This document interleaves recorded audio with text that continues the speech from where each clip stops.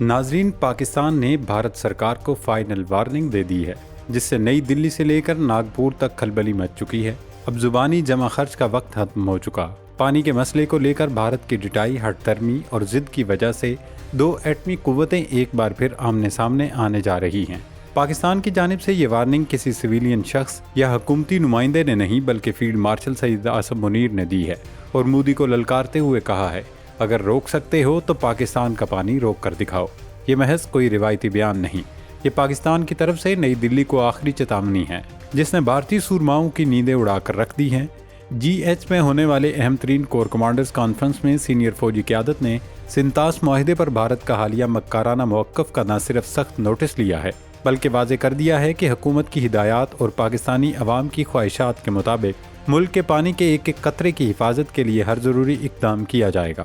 پاکستان نے صاف کہہ دیا ہے کہ اگر انڈیا اب بھی باز نہ آیا تو پاکستان وہ ایکشن لینے پر مجبور ہوگا جو بھارت کبھی برداشت نہیں کر سکے گا۔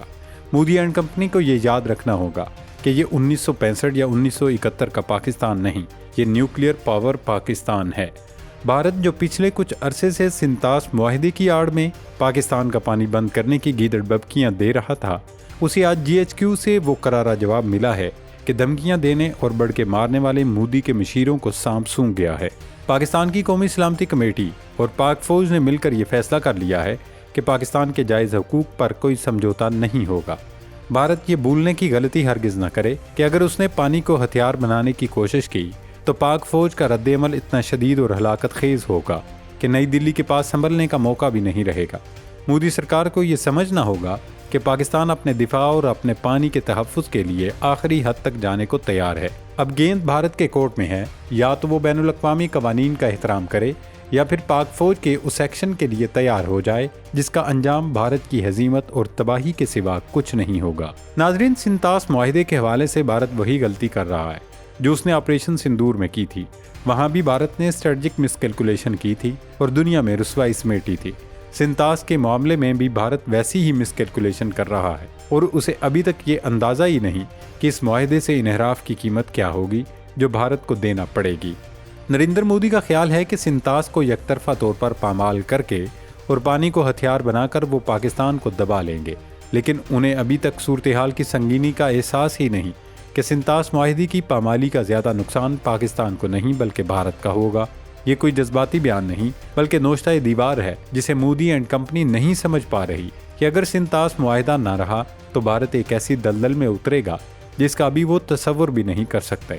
ابھی تک تو پاکستان اسٹریٹجک اسٹرینتھ کا مظاہرہ کر رہا ہے اور بھارت اس کا غلط مطلب سمجھ رہا ہے اور اسے پاکستان کی کمزوری تصور کر رہا ہے۔ پاکستان نے ہمیشہ اور ہر معاملے میں ذمہ داری اور احتیاط کا ثبوت دیا ہے، لیکن جب پاکستان نے جواب دیا تو پھر نریندر مودی حیرت سے پوچھتے پھریں گے کہ یہ پاکستان نے الٹا ہم پر حملہ کیوں کر دیا، جیسے وہ بالا کوٹ کی نام نہاد سرجیکل سٹرائیک کے بعد کہہ رہے تھے کہ الٹا پاکستان نے ہم پر حملہ کر دیا۔ آپریشن سندور کے بعد مودی کی مانگ بھرتے وقت بھی پاکستان نے ٹائم لیا تھا، لیکن پھر 10 مئی کو بنیاد مرصوص کے ذریعے جو جواب انڈیا کو دیا وہ بہت ہی تسلی بخش تھا۔ سنتاس کے معاملے میں بھی یہی ہو رہا ہے۔ پاکستان پہلے اتمام حجت کر رہا ہے، دنیا کو بتا رہا ہے کہ بھارت کے ہاتھوں بین الاقوامی قانون پامال ہو رہا ہے اور بھارت کروڑوں لوگوں کی زندگی سے کھیل رہا ہے۔ یہ جو اسلام آباد میں پچھلے دنوں بین الاقوامی سیمینار ہوا، یہ کس لیے تھا؟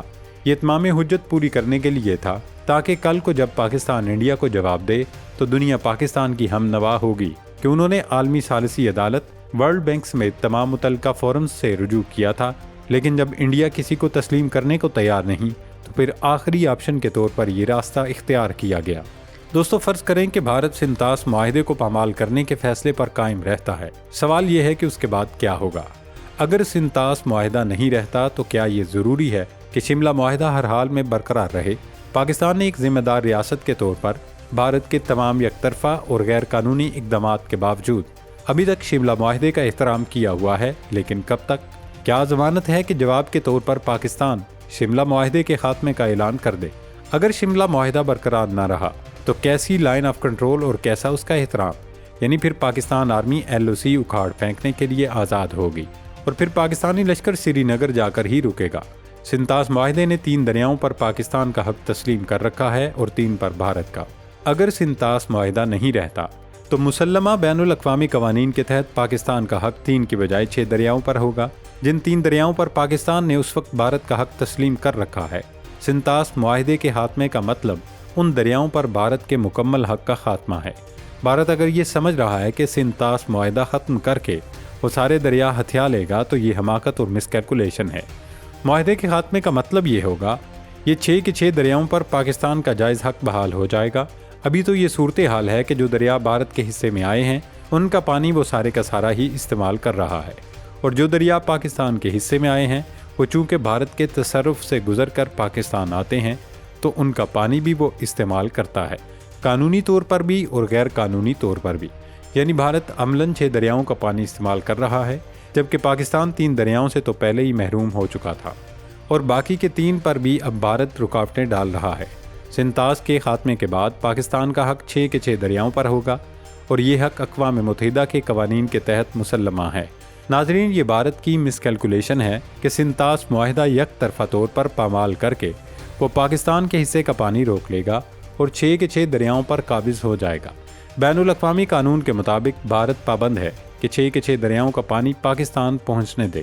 وہ کسی ایک دریا کا پانی بھی نہیں روک سکتا، یہ پانی اس کی ملکیت نہیں، پانی پر انسانوں کا مشترکہ حق ہوتا ہے۔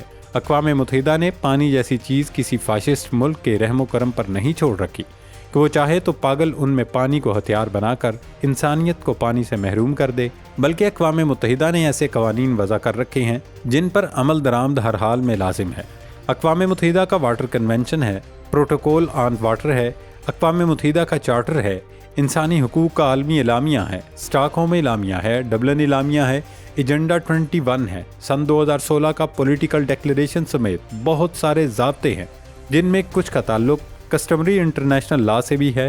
بھارت اگر یہ سمجھتا ہے کہ سنتاس معاہدے کو پامال کر کے وہ پاکستان کا پانی روک لے گا تو اسے معلوم ہونا چاہیے اقوام متحدہ کا واٹر کنونشن صاف طور پر اس کی ممانعت کر رہا ہے۔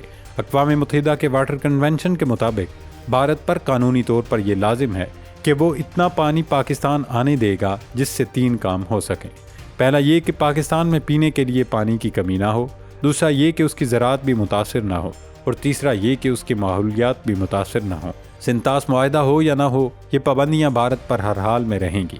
اس کے باوجود اگر بھارت پاکستان کا پانی روکتا ہے تو یہ انسانیت کے خلاف جرائم میں شمار ہوگا اور بین الاقوامی قوانین کی پامالی تصور ہوگا۔